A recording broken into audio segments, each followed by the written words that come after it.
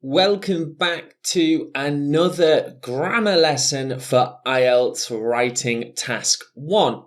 And in this video lesson, we're going to concentrate on two tense structures that I'm sure you're going to find really useful when writing your Task 1 report. So, a quick word on tenses, and yes, tenses are important. So when writing our Task 1 report, we do not simply write only in the past simple tense. The IELTS examiner will expect you to use a few, of course not all, a few different tense structures throughout your report, and to use them in the right places and accurately too.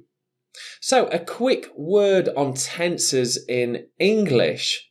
So here we have a great graphic which explains the different kinds of tenses. So at the top we have past tense, present tense, and future tense. And just underneath here we can see the long black line, an arrow which equates to time. Things in the past, things now, and things in the future. So within these three times, past, present, and future, we also have some different types of tense.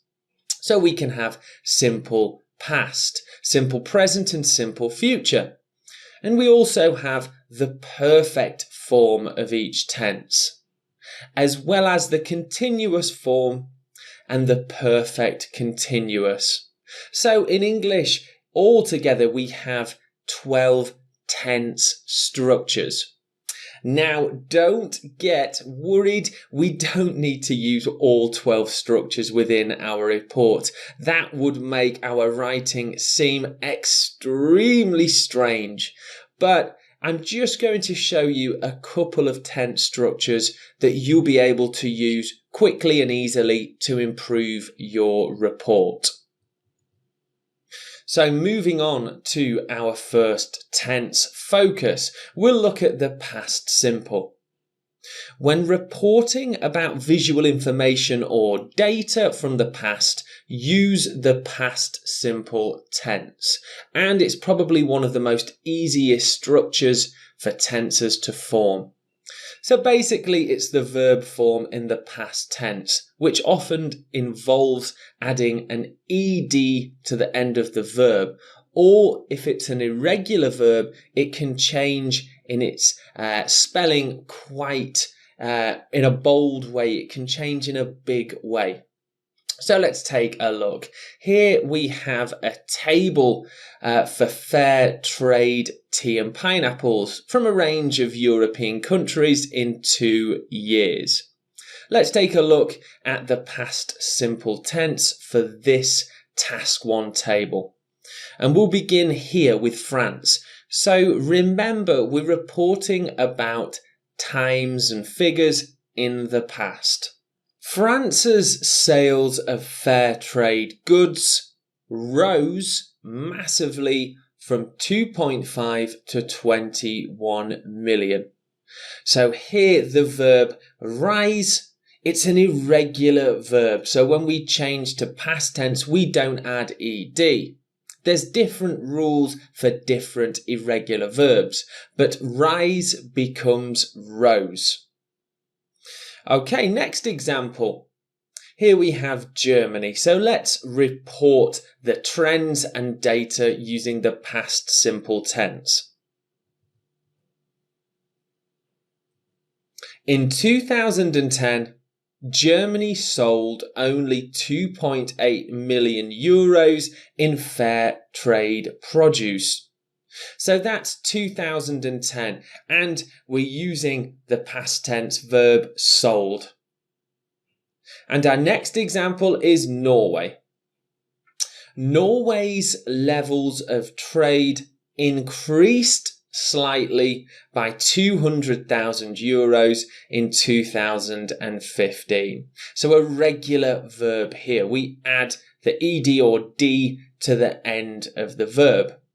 So using the past simple tense is very common and super important when you create your own report.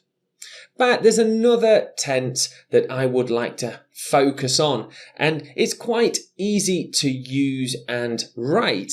It's the past perfect.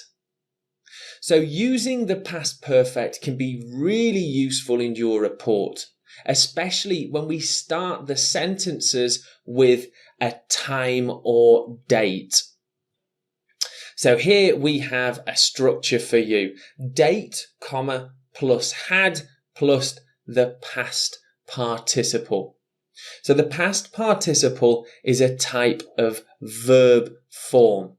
Let's take a look at a few examples. The past participle is used with the past perfect tense. So eat is an irregular verb, and here is our past participle of eat, which is ate. Let's take a look at some examples for task 1.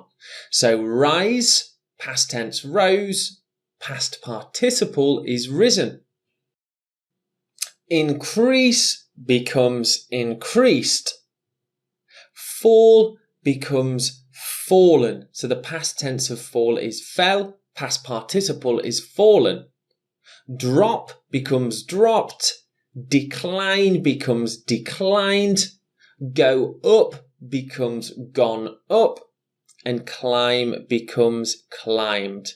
So highlighted here are some of the irregular past participles. Risen, fallen, gone up. So let's take a look at some examples for the past perfect. And we'll start with this question here. Let's take a look at 2011. So the number of books read by males and females in a public library. Here is the example.